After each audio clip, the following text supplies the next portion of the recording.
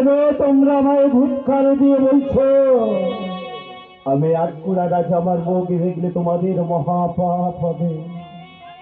তোমরা কেউ জানো না এই রাজ্যের রাজা আমি নহুষ। ঠিকই কথা,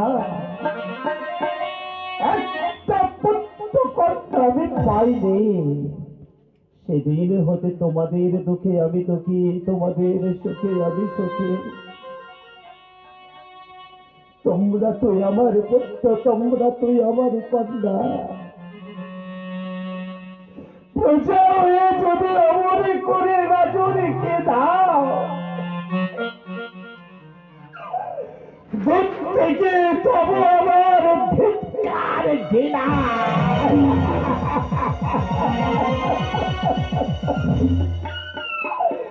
কি লাভ এই নৌসি রাজিত্বে আমার বেঁচে থেকে? কি লাভ? না, তোমরা কেউ আমার আর ধিক্কার দিয়ে কথা বলতে পারবে না। তোমাদের মঙ্গলের জন্য এই নৌসি রাজা নৌসি রাজ্যে থাকবে না। তোমাদের সুখের জন্য এই নৌসি রাজন ওই দেখতে পাচ্ছি নদীর জল, ওই নদীর জলে আমার প্রাণ দেবী বিসর্জন করে।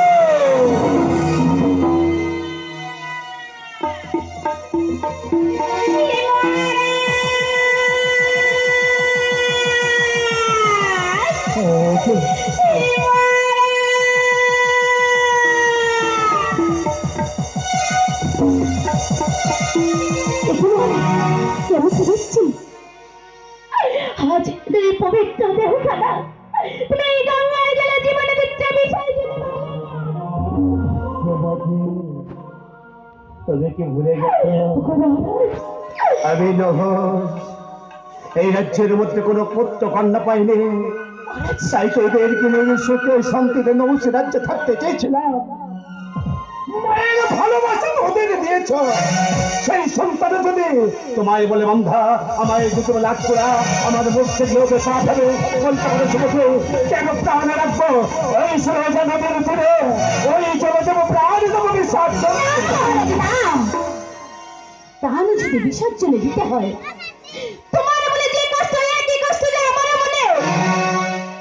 আমি যে কোনোদিনই মা ডাকে শুনতে পেলাম না, আজ এখন যদি একটি সন্তান আমাকে দিলে না প্রভু শঙ্কর, চলো না।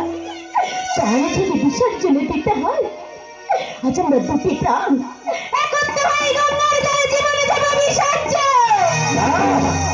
বিলম্ব করবো না, এসো রানী এসো আমার সঙ্গে ওই সরোজা নদীর তীরের চলে রাজা রানীর প্রাণ দেব বিসর্জন করে। আমাদের কেউ বলবে না আটকুড়া, তোমায় কেউ বলবে না বন্ধা নামে। এই নৌসি রাজিত্ব থাকবে, নৌসি রাজ্য থাকবে। মদের ঋষিকে করিলাম আহ্বান করিলাম বঞ্চিত, সকল প্রজা বনবাসে গেছে উপস্থিত যজ্ঞ নহে। তাহলে আমার যজ্ঞকে সম্পন্ন থেকে যাবে। আমার কোনো আজ ছলনা করছো আমার সরে এই যজ্ঞ স্থলে বহুরক্তি আপনি মেনে থাকে। বড় চতুর রাজবাড়ি তবে তোমার বিলম্ব নেই কো প্রয়োজনে। চলো চলো একত্রে যাই সেই যজ্ঞস্থানে।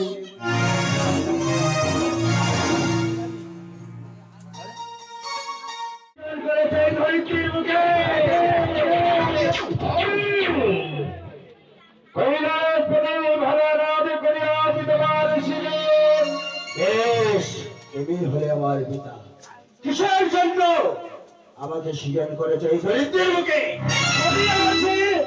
শীতলার কারণ মা মা বলে ডাকিয়ে তুমি শীতলারে রক্ষা বদল করবে পালন মায়ের চরণ এই মুহূর্তে তুমি গ্রহণ করে ভালোবাসো।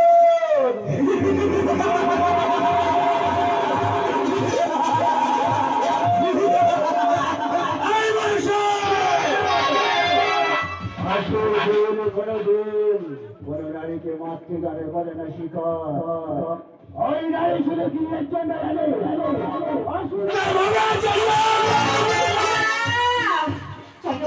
না